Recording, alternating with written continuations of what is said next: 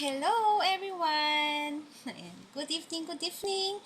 So, ang aking content for today, dahil wala akong alam i-content today, ayan. So, magbibigay na lang ako ng konting motivational message para sa lahat. So, ayan. Based sa aking nararamdaman ngayon, ayan, minsan, napapagod din ako. Minsan, gusto ko munang mag-rest. Ayan, gusto munang magpahinga.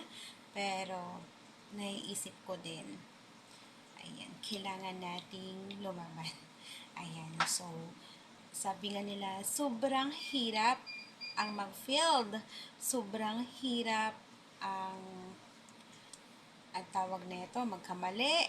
Ayan, sobrang hirap ang mabigo. Pero, ano yung mas mahirap? Mas mahirap kung never tayong sumubok. Yung never nating subukang gawin yung isang bagay.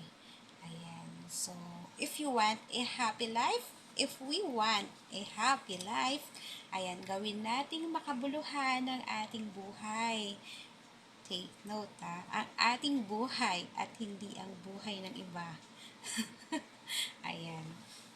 So, kailangan nating mag-focus.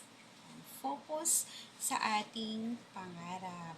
Ayan. So, sa ating pangarap, sa ating goals sa buhay. Ayan, mag-focus tayo sa ating goals at hindi sa mga problems, obstacles, mga challenges, yung mga sakit sa ulo na dumadating sa ating buhay.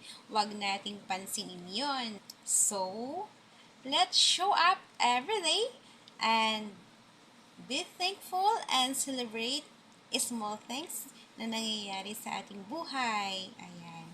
Gawin natin itong makabuluhan at isipin natin, maliit man yan or malaki, blessings pa rin sa atin from God. So, focus lang at isipin natin, kaya natin to para sa ating family. Ayan, yun yung pinaka-importante sa lahat.